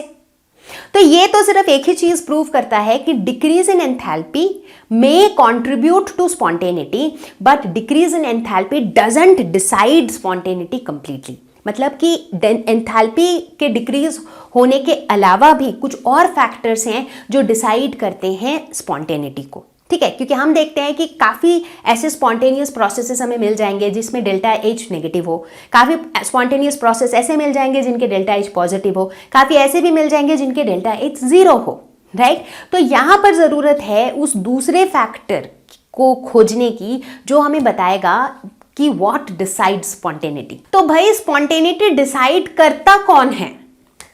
चलो एक गेम खेलते हैं। वैसे गेम खेलने के मूड में तो नहीं है, हम तो पढ़ने आए थे, लेकिन ठीक है मैम कह रही है तो खेल लेते हैं। लेट अस सपोज हमारे पास ये डब्बा है जिसके अंदर जैसा कि आप देख रहे हो येलो और रेड बॉल्स हैं, ठीक है। अब अगर मैं आंख बंद करके इसके अंदर हाथ डालूं और एक बॉल निकालूं, अब ये बॉल रेड भी हो सकता है, येलो भी हो सकता है। चलो देखिए कौन सा है, ये येलो है, ठीक है। अगर मैं फिर से इसके अंदर से एक बॉल निकालूं, अब फिर से ये रेड भी हो सकता है, येलो भी हो सकता है, फिलहाल ये फिर से येलो है, राइट। तो मतलब इस सिचुएशन में मेरा रिजल्ट जो है दैट इज लेस प्रेडिक्टेबल। मुझे पता नहीं रेड बॉल निकलेगा या येलो बॉल निकलेगा। क्यों? क्योंकि यहाँ पर जो डिसऑर्डरनेस है वो ज़्यादा है, मतलब चीज़ें ऑर्डर्ड नहीं है, ढंग से सजा नहीं रखी, हमने मिक्स कर रखी है, कहीं तो येलो बॉल पड़ा है, कहीं रेड बॉल पड़ा है, right. So the system is more disorder, इसमें केओस ज़्यादा है, मोर रैंडमनेस। अब मान लो इसी सेटअप में मैंने एक पार्टीशन बना दिया बीच में, एक तरफ येलो बॉल्स डाल दिए और दूसरे तरफ रेड बॉल्स डाल दिए। अब क्या होगा? अब मैं आंख बंद करके जितनी बार इस साइड हाथ डालूंगी मेरे हाथ में येलो बॉल ही आएगा, श्योर शॉट है ना। उसी तरह आंख बंद करके इधर हाथ डालूंगी तो हाथ में रेड बॉल ही आएगा, राइट। तो ओवरऑल जो मेरा अरेंजमेंट है अभी ये ज्यादा ऑर्डर्ड हो गया है, ज्यादा ऑर्गेनाइज्ड हो गया है ना। तो जिसकी वजह से मेरी सर्टेनिटी बढ़ गई है, मेरे रिजल्ट्स जो हैं वो ज़्यादा प्रेडिक्टेबल है। मैं बता सकती हूँ कि इस साइड हाथ डालोगे तो येलो, उस साइड हाथ डालोगे तो रेड, है कि नहीं। तो इस सेटअप में चूंकि ऑर्गेनाइज्ड ज़्यादा हो गया है तो हम कह सकते हैं कि डिसऑर्डरनेस कम हो गया है या फिर रैंडमनेस कम हो गया है। और इसी के साथ हम इंट्रोड्यूस करेंगे हमारा अगला थर्मोडायनेमिक फंक्शन जिसे हम कहते हैं एंट्रोपी। तो एंट्रोपी टॉक्स अबाउट रैंडमनेस और डिसऑर्डरनेस। तो चलो देखते हैं एंट्रोपी कौन सी चीज है। तो एंट्रोपी को हम डिफाइन कैसे करते हैं? Entropy is a measure of degree of disorder in the system, कि किसी भी सिस्टम में कितना ज्यादा रैंडमनेस है, कितना ज्यादा डिसऑर्डर है, वो बताता है एंट्रोपी। जितना ज्यादा डिसऑर्डर उतनी ज्यादा एंट्रोपी, जितना कम डिसऑर्डर उतनी कम एंट्रोपी, ठीक है। तो जैसे कि अगर हम एक एग्जांपल ले एक क्रिस्टल लैटिस का, क्रिस्टल लैटिस एक ऑर्डर्ड स्ट्रक्चर है तो वहां पे रैंडमनेस बहुत कम है, इसीलिए उसकी एंट्रोपी भी लोएस्ट है। अगर हम सॉलिड लिक्विड गैस की बात करें तो गैस में जो है एंट्रोपी हाईएस्ट है। क्यों? क्योंकि गैस के अंदर जो पार्टिकल्स हैं वो बिल्कुल फ्री टू मूव हैं, तो वो बहुत ज़्यादा रैंडम है। चूंकि रैंडमनेस ज़्यादा है तो इसीलिए उसकी एंट्रोपी भी मैक्सिमम है, और वहीं सॉलिड की एंट्रोपी जो है that is lowest. Entropy internal energy और एंथैल्पी की तरह ही एक स्टेट फंक्शन है जो स्टेट ऑफ द सिस्टम पे डिपेंड करता है बट पाथ पे डिपेंड नहीं करता है। तो एंट्रोपी को हम डिनोट करते हैं कैपिटल एस से, चेंज इन एंट्रोपी को हम डिनोट करते हैं डेल्टा एस से। अब अगला सवाल यह आता है कि एंट्रोपी को हम क्वांटिफाई कैसे करें, मतलब मैथमेटिकली हम एंट्रोपी को कैसे रिप्रेजेंट करें। तो हम ये देखते हैं कि एंट्रोपी दो फैक्टर्स पे डिपेंड करता है। पहला फैक्टर है हीट। हम देखते हैं कि हीट जितना ज्यादा है एंट्रोपी उतनी ज्यादा होती है। कैसे? लेट अस सपोज कोई भी ऑब्जेक्ट है, उसको अगर आप हीट ज्यादा दोगे तो क्या होगा? उस ऑब्जेक्ट के अंदर जो पार्टिकल्स हैं वो ज्यादा रैंडमली मूव करने लग जाएंगे, तो रैंडमनेस बढ़ जाएगा तो एंट्रोपी बढ़ जाएगी, राइट। तो इससे हम कह सकते हैं कि डेल्टा एस यानी कि change in entropy is directly proportional to Q, ठीक है। दूसरा फैक्टर है टेम्परेचर। अब हम ये देखते हैं कि एंट्रोपी जो है that is inversely proportional to temperature. अब बहुत से बच्चे पूछेंगे कैसे, ऐसा कैसे हो सकता है? मतलब अगर मैं किसी ऑब्जेक्ट को हीट कर रहा हूं तो मैं तो टेम्परेचर बढ़ा रहा हूं, तो उस लॉजिक से तो डायरेक्टली प्रोपोर्शनल होना चाहिए। बट हम उस लॉजिक से नहीं सोचेंगे, हम इस लॉजिक से सोचेंगे कि अगर मेरे पास दो सिस्टम है, एक सिस्टम लो टेम्परेचर पे है, दूसरा सिस्टम हाई टेम्परेचर पे है, दोनों को हमने सेम अमाउंट ऑफ हीट दिया, ठीक है। अब दोनों में किसकी एंट्रोपी ज्यादा होगी?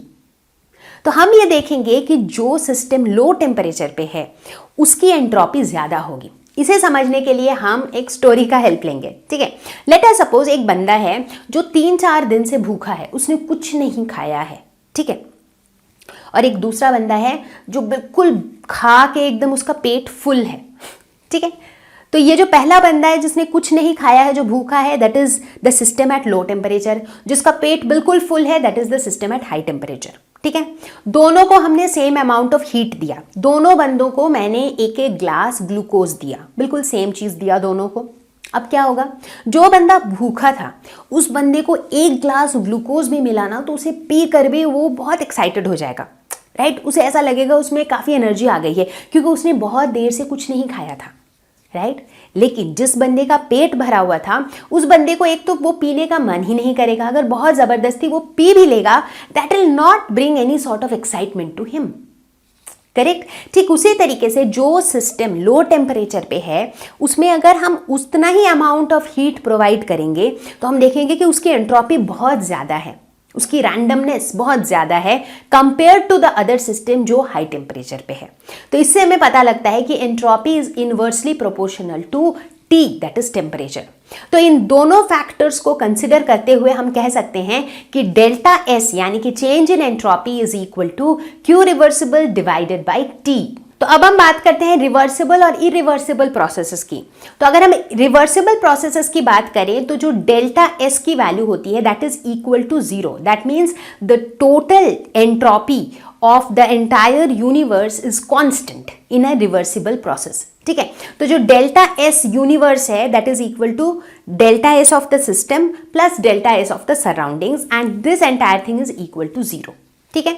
अब दूसरी तरफ अगर मैं इरिवर्सिबल प्रोसेस की बात करूं तो इरिवर्सिबल प्रोसेसेस में जो टोटल डेल्टा S है यानी कि जो डेल्टा S यूनिवर्स है that is always greater than 0, क्योंकि ये जो इरिवर्सिबल प्रोसेस है ये रिवर्स तो हो नहीं सकते, तो प्रोसेस को आगे होते जाना है, यानी कि उस प्रोसेस का जो एंट्रोपी है वो बढ़ता जाएगा। तो entropy continues to increase and that is why entropy is greater than 0।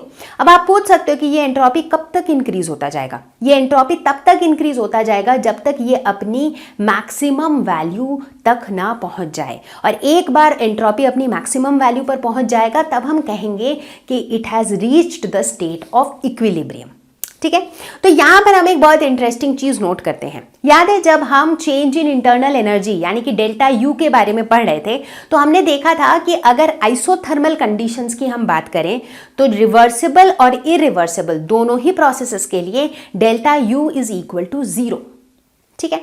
लेकिन जब हम रिवर्सिबल और इरिवर्सिबल प्रोसेसेस की बात करते हैं तो हम देखते हैं कि डेल्टा S जो है वो अलग होता है। मतलब रिवर्सिबल प्रोसेस के लिए तो डेल्टा S 0 होता है, लेकिन इरिवर्सिबल प्रोसेस के लिए delta S is greater than 0।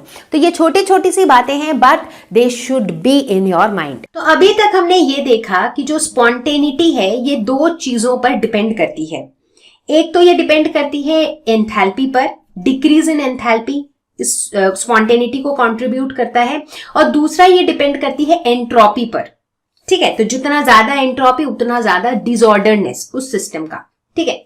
लेकिन exactly what decide spontaneity, process spontaneous होगा या नहीं होगा, ये डिफाइन करने के लिए हमने इंट्रोड्यूस किया एक नया थर्मोडायनेमिक फंक्शन जिसे हम कहते हैं गिब्स फंक्शन, ठीक है। और इसे हम डिनोट करते हैं कैपिटल G से।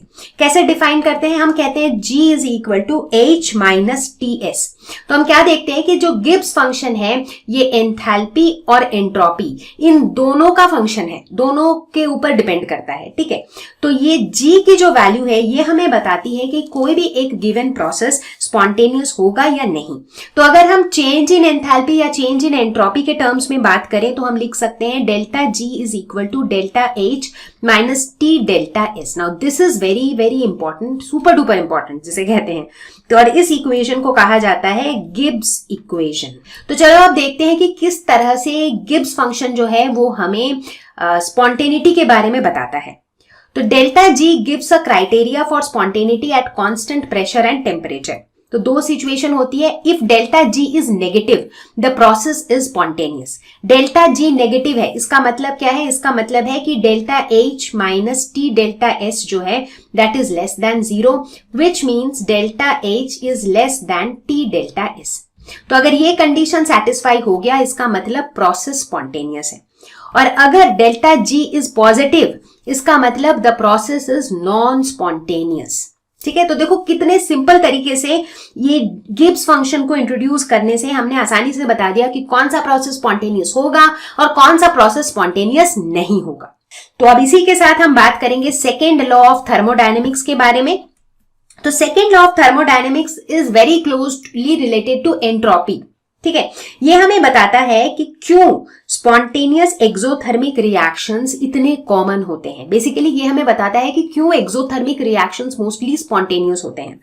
मैथमेटिकली अगर हम देखें तो second law of thermodynamics tells us that delta S that is change in entropy is always greater than और इक्वल टू 0. ये हमने पहले भी देखा है कि अगर हम रिवर्सिबल प्रोसेस की बात करें तो delta S is equal to 0 because reversible process के केस में हमारा एंट्रोपी कांस्टेंट रहता है. अगर इरिवर्सिबल प्रोसेस की बात करें तो delta S is greater than 0. तो कुल मिला के delta S is always greater than और इक्वल टू 0. ठीक है, अब बात करते हैं एक्सोथर्मिक रिएक्शंस की. तो एक्सोथर्मिक रिएक्शंस में हीट हमेशा रिलीज होता है. जब हीट रिलीज होता है तो जो सराउंडिंग का जो डिसऑर्डर है वो बढ़ता है. डिसऑर्डर बढ़ता है मतलब ओवरऑल जो एंट्रोपी है वो बढ़ रहा है. तो ओवरऑल जो एंट्रोपी चेंज है that is positive, which means कि delta S is greater than 0 and this makes the reaction spontaneous. तो ये है हमारा सेकेंड लॉ ऑफ थर्मोडायनेमिक्स. तो बच्चों फाइनली हम लोग पहुंच चुके हैं थर्ड लॉ ऑफ थर्मोडायनेमिक्स पर. और थर्ड लॉ ऑफ थर्मोडायनेमिक्स बताता है the entropy of a pure crystalline solid approaches 0 as the temperature approaches 0 kelvin, that is absolute temperature. ठीक है, अब ध्यान देना है कि ये जो थर्ड लॉ ऑफ थर्मोडायनेमिक्स है ये सिर्फ प्योर क्रिस्टलिन सब्सटेंस के लिए ही ट्रू है, क्योंकि एक्सपेरिमेंटली और थ्योरी के हिसाब से भी ऐसा देखा गया है कि सॉल्यूशंस के लिए और सुपर कूल्ड लिक्विड्स के लिए जो एंट्रोपी है 0 केल्विन पे वो 0 नहीं होती है. Right, so that is our third law of thermodynamics. And with that हम पहुंच चुके हैं इस लेसन के एंड में, इस वीडियो के एंड तक. ठीक है, तो मुझे उम्मीद है कि विद दिस वीडियो आपका थर्मोडायनेमिक्स का कॉन्सेप्ट हो चुका होगा क्रिस्टल क्लियर. तो अब आगे क्या करना है आपको? आगे आपको थर्मोडायनेमिक्स के क्वेश्चंस खुद से अटेम्प्ट करने हैं, खुद से सॉल्व करने की कोशिश करनी है और मुझे पूरी उम्मीद है कि आप खुद से कर पाओगे. मैं आपको जल्दी मिलूंगी नए वीडियो के साथ, एक नए टॉपिक के साथ. तब तक के लिए stay home, stay safe, take care, bye bye.